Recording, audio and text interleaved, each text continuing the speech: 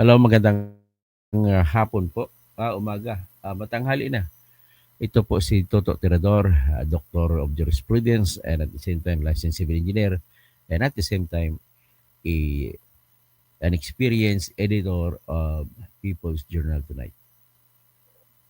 Ngayon, pag-usapan po natin ay patungkol po rin sa missing sabongero. Ang topic natin sa ngayon ay dito na pag-aralan ko sa interview ni Emil Sumangil ng GMA7 sa kanilang testigo na lumutang at sa kanila nakipag-usap at sinabi nito, yung pala, nung panahon na yon na nawawala isa-isa yung mga sabungero ay inutosan din pala siya na lilitsunin si Boying Rimulya. So lilitsunin, anong ibig niyo sabihin?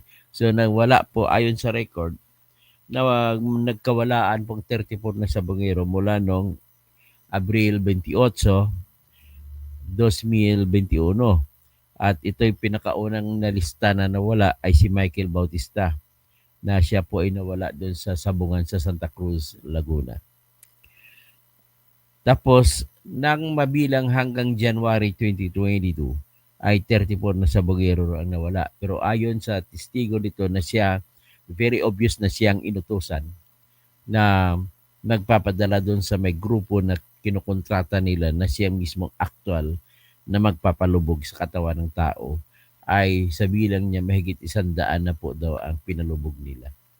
In other words, ang sinasabi nitong alias Tutoy na testigo ay sa totoo lang hindi pa natin pwede mapanghawakan na konklusyon na talagang nalubog nga sa taal ang mga tao. Kasi ayon po sa kwento niya, napakinggan ko yung kwento niya, inuutusan lamang siya ni kung sino mang mastermind, pero suspetsa ko lang ay si Atong Ang. At inuutusan siya na dalhin yung kung sino mga nawawala na dinukot at ibibigay doon. May grupo na pala doon sa Taal Lake na kumukontrata sa kanila. At ang kada tao o kada kontrata kung may wawalain ay 500,000 po ang bayad. So, yan po ang sinasabi. So, hanggat sa dumating sa punto na mukhang nangungulit pa to si Boying Rimulya na pilit binubuksan yung kaso kasi katandaan ninyo, nakasuhan po ang 5 gwardiya dito. Yung gwardiya na nakasuhan ay inutos ng korte ng RTC ng Manila na ikulong. Habang nakakulong po ay walang piyansa kasi murder nga ang kinaso o di kaya disappearance, kidnapping. Ang problema lang, ang hirap patunayan kung nakidnap ba ang tao o hindi. Kasi ang ebidensya lamang na magsasabi ay yung mga video na ini-escortan ang mga nawawala. So hanggang ngayon na nag-uusap tayo, ay wala pang pruweba kung patay na o buhay pa yung mga tao o kung sila ba ay kinukulong o dinidetine o kung hinahawakan ng ibang tao. So in other words, sa sitwasyon natin ngayon ay wala pa tayong matibay na ebidensya kung talagang una kung patay na. Pangalawa, kung ito nga ba ay hawak nino. Sabihin na natin si Atong Ang. Pero hindi naman natin masabi kung si Atong Ang. Pinapangalanan na lang natin na Atong Ang. Okay? Na hawak pa sila? Wala pa tayong ebidensya. So, ang kasunod ay hindi naman po kasi ibig sabihin na yung dumukot ay sila rin ang humawak. Tandaan nyo yung na ipakita sa video na dumukot ay sila rin ang mga akusado kasama nitong si alias Tutoy na lumitaw at tumitistigo. At bit-bit niya po, isa sa mga video na bit-bit niya ay pinakita para paniwalaan siya ni Boying Rimulya na siya nga ay nagsasabi ng totoo, ay binigay niya po yung kopya ng video na kuha kay Mr. Ricardo Lasco.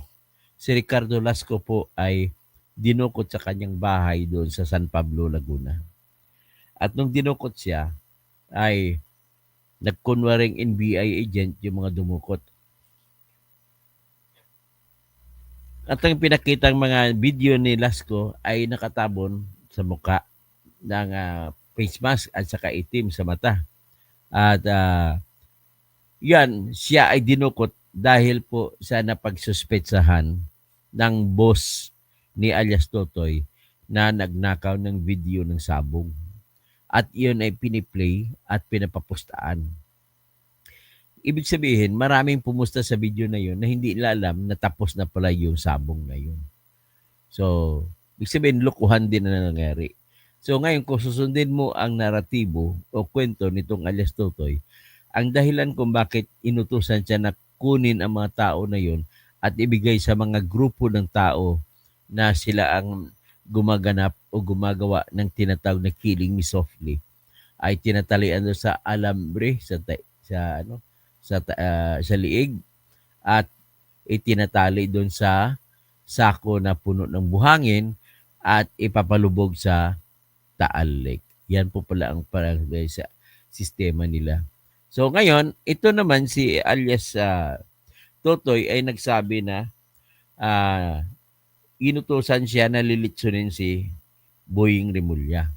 At dahil nga paulit-ulit ang kaso, pinagpipilitan ni Boying Rimulya na ipus ang kaso ng ipus hanggat sa nagpalabas ang RTC ng Manila na binigyan ng piyansa yung mga gwardiya na yon at pinus pa rin ni Rimulya hanggat sa umabot sa Court of Appeals at binaliktad ng Court of Appeals yung utos ng Regional Trial Court at inutusan ang pulis na arestuhin naman ulit yung mga nakalaya na mga gwardiya. So in other words, gaano kahalaga yung mga gwardiya na nakakulong? Iniisip ko na lang na isa sa mga gwardiya na yon, kasi akusado rito si alias Totoy, ay si alias Totoy. So, ngayon, si alias Totoy ay kumalas yung utos sa kanya na dudukutin si para litsunin, si Rimulya, ay hindi niya na sinunod, kumalas na siya. Kaya ang nangyari doon ay pati pamilya na delikado. Kaya nag-decision siya lumabas at para mapatunayan niya na totoo ang sinasabi niya, ipinakita niya ang video ng hawak niya na ang nakukuha doon ay si Ricardo Lasco mismo. So nakakapaniwala. Marami pa siyang ibang mga ebidensya.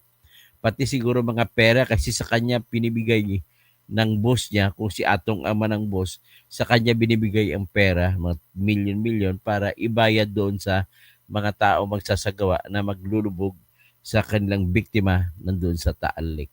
So pakinggan natin ito pakinggan natin si alias Totoy. Pero dito ko lang sa cellphone ko i-play kasi baka maka-copyright strike ako, no? Ito po siya. Kaso, lumutang at isiniwalat lahat ng kanya di umanong nalalaman. Pinakasabog po dahil ang bahay ng proseso. Hindi bang baka nawawala yung buhay pa? Paano mabubuhay yan? Nakapango na yan doon sa talik. Paano sila pinatay? Hiling misubli.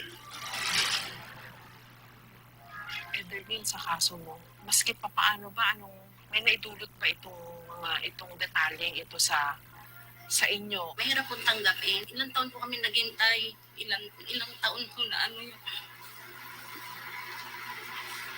Para akong binubusan ng malamig. Hindi ko kinakaya. Hindi ako makapagsalita. Mahirap po talaga, ma'am. Gigibain na ang katahimikan sa ngalan ng katangungan.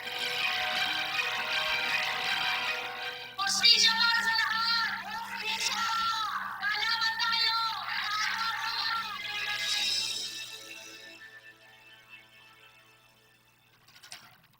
Ang mga revelasyong ito isinalaysay ni alias Totoy sa isang eksklusibong panayam kay Emil Sumangil. Lumantad daw siya, bunsod ng mga natanggap niyang banta sa kanyang seguridad at sa kanyang pamilya. Galing na galing siya na Rimulya. Sabi sa akin, ditsunin natin yan. Sabi ko, boss, hindi mo na ako. Simula noon, wala na siyang ganang tumawag sa akin. Doon siya nag-isip sa akin para tunasin ako. Tunawagan ako ng isang kaibigan ko, 20 million ang pasong sa akin. Sabihin ko lahat ng alam ko dahil binantaan mo na pati pamilya ko. Tanggap ko na sa sarili ko na patayin mo ako. Huwag mo lang idamay ang mag-ina ko. Hindi bang baka nawawala yung buhay pa? Paano mabubuhay yan eh? Nakabaho na yan doon sa... Okay. So, very clear, no? Yung lumabas na whistleblower na akusado ay talagang nagsasabi, ako tanongin niyo, nagsasabi siya ng totoo. Unang-una, hindi basta-basta yung lumabas. Sinugal niya na ang lahat. Pwede mamamatay yung kanyang pamilya. So, sa kanyang paglabas, hindi lalabas yan kung hindi totoo ang pinakikwento. Personal, lumalabas na personal ang alam niya. Siya ang personal na inuutosan. Tawagin na lang natin na yung boss na Atong Ang, ha? Pero hindi ko sigurado kung Atong Ang yun. Tawagin na lang natin Atong Ang para naman may kulay. So, anyway, ang very clear lang dyan, ha? Pati pala si Boying Rimulya ay gustong patayin. Kasi si Boying Rimulya, inutos niya mismo yung kaso na patakbuhin. At bakit kaya galit na galit siya kay Boying Rimulya? Kung tutuusin, may mas magalit siya sa mga pulis na nag-operate na nang umaresto doon sa mga gwardiya niya. So ngayon, magkasunod yan, magtatanong ako bakit. Anyway, alamin natin yan. Naalala ko may na-vlog ako noong araw na maaring may connection ito doon sa bakit galit na galit itong boss ng missing sa Bungero na gusto niyang lilitsunin si Boying Rimulya. Yun lang, ipalitsun daw si Boying Rimulya. Grabe. No? So ano masasabi kaya nito ni Gretchen Barreto? Si Gretchen Barreto kasi ay tinuturo na kasama ni Atong Ang.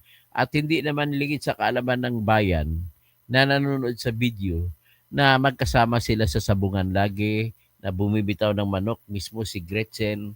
So kumbaga yung kanilang asosasyon o kanilang samahan, sabihin ko wala silang love sa isa't isa, iba yung usapin na magkasama lang sa negosyo, pero laging kasama si Gretchen Barreto na isa siya sa mga nagbibitaw ng manok. At nagalit naman ito si Gretchen Barreto at nagbanta pa na ilabas niyang video na magpapatunay na si Senator Bato ay tumataya rin daw sa isabong. Actually, yung na-imbestiga ito ni Senator Bato nung panahon nung chairman siya ng public safety. Tapos pinatawag niyo si Atong Ang doon sa Senado at kinumpronta siya ni Bato at saka ni Senator Drilon, kung sino, at napilitan din si Atong Ang magsasabi na ang kanyang depensa, bakit nyo ako sinisingle out, ang Lucky 8 o Lucky Quest. Sabi ni Bato sa kanya, bakit sinisingle out ka ba namin? Wala naman kami nasasabi na guilty ang Lucky 8 . Kumbaga, defensive masyado si Atong Ang doon sa panahon na yun, 3 years ago pa. So ngayon, ano kaya pag-connection yan? Siya ba kaya yun sinasabi nung ni Alias Tutoy na tinuturo na boss na siyang nag-uutos, nagbibigay ng pera kay Alias Tutoy para ipapatay kung sinong gustong ipapatay? So ang papel lang ito ni Alias Tutoy, linawin ko lang, sinabi niya na siya ay tagatanggap ng pera, na pera na ibabayad doon sa mga taong gagawa ng magpapalubog sa kung sinong taong gusto nila ipapalubugin doon po sa tubig ng Taal Lake. At 174 meters po yan. Kaya nga, naaasar na ngayon ang mga negosyante dyan, mga mangingisda sa Taal Lake. Yung isa sa pinakamasarap na produkto kasi dyan sa Taal Lake ay yung tilapia nila, kakaibang klase. Matataba. Kung matataba, baka kumain ng tao. Siya ngayon din, ang tawilis nila, yan pong isdang tamban ko sa dagat. Kamukha po ng tamban. Pero ito naman, nakukuha po dyan, kaisa-isa lang yan, endemic lang yan dyan sa Taal lang. Hindi mo makikita sa ibang lake o ibang tubig na hindi alat. Oh. Ngayon, tubig tabang ng mga lake o kung ano man ay yung ibang klase sarili nilang tilapia nandyan. Kaya nababahala po sa totoo lang ang mga mangingisda at yung mga negosyante na mayroong mga baklad-baklad dyan sa Taal Lake.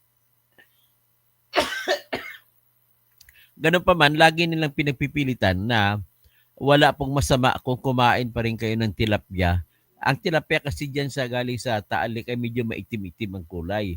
At kung yan ay prituhin mo, kailangan prituhin mo na hindi siya, yung ibang isda, di ba, pag pinrito mo, lagyan mo ng asin na mantika, lulubo ang isda na pinrito mo. Kapag galing sa Batangas po, hindi lumulubo. Kung anong size niya, iyon na po, yun. At kakaiba po yung sarap niyan. Siyempre, may kinakaing tao ba? So anyway, ang isa pa dyan, kakaibang isda, dyan mo lang makikita yan sa buong mundo. Tawilis kung tawagin. Ang mukha ng tawilis ay tamban ang mukha. Kasi may kwento, noong araw ay konektado yung Taal Lake na tubig sa dagat. At nagsara, nagpaputok ng bulkan ay natrap ang mga tubig at sa mga isda na tamban ay natrap doon sa Taal Lake. Kasi kaya nga ngayon, yun na ngayon daw yung mga tawilis na yan ang nagpapatuloy ng buhay ng mga tamban na hindi na nakalabas na trap sa loob ng Taal Lake. So anyway, bahala na po kayo, no? Wonder Mike, good morning. Tapos si Edwin de la Cruz. Kabaan nyo na kaya yan na tingnan natin kung sino matigas, suspect o gobyerno. Ang problema lang po nito, sinabi na po ni Boying Remulla na napakaraming pera ang taong ito at kayang bayaran daw ng bilyon ang kahit isang justice na para ng Supreme Court para magdesisyon pabor sa kanya. Si Beatrice Venezuela, good morning. Tapos si Irene Galing, Cheng, good morning. Prosperis, Mayapaod to. Edwin de la Cruz, Lele, sino pa? Si Mango, operatiba ng bata ng isang sigang politician ang mastermind dyan. Interesting. Ito, hindi lang ICC ang dudukot sa kanya. Tapos James Kevin Casion. Sinong operatiba ng politician? Sayang, Toto, sana mabalik license mo para maraming makamit ng hustisya. Okay na po. Ay pagdasal lang natin po. So anyway, sa mga kababayan ko ay magmatiyag po kayo. At saka wala talagang kwentang itong isabong nito. Ang kumita lang dyan, number 1 si Atong Ang. Number 2 si Bong Pineda. Number 3 si Arnett Teves. Number 4 si Patrick Antonio na dating congressman. Number 5 may mayor na kalimutan kong pangalan. So ang number 6 dyan na kumita din ay si dating PNP chief, si Camilo Casculan. So i-research ko nga. 5 licenses of isabong.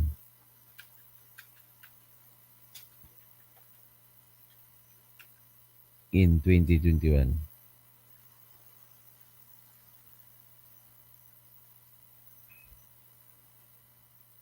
Okay.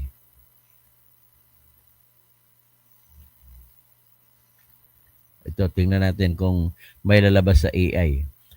Ayon sa AI, ito po yung mga licenses ng isabong. Lucky 8 Star Quest na pag-ari ni Atong Ang. Tapos Vildevere Vista Corporation na pag-ari naman ni Bong Pineda. Tapos Oriental Capital Venture, hindi sinabi kung sino may-ari. Baka ito po yung kay Tebes. Tapos Encuentro Live Events and Sports Incorporated, hindi sinabi kung sino may-ari. Number 5, Magnus Games, hindi sinabi kung sino may-ari. So they were fully authorized. So natigil lang ito nung pumutok yung mga missing sabongero. Okay? Hanggang dyan lang muna tayo. Si Jupiter Pluto, marhay na hapon. Si Luisa Lee, good morning po, Dr. Toto. Watching from San Francisco, California. James Kevin Casion. Okay? Hanggang dyan lang muna po tayo at maraming salamat po.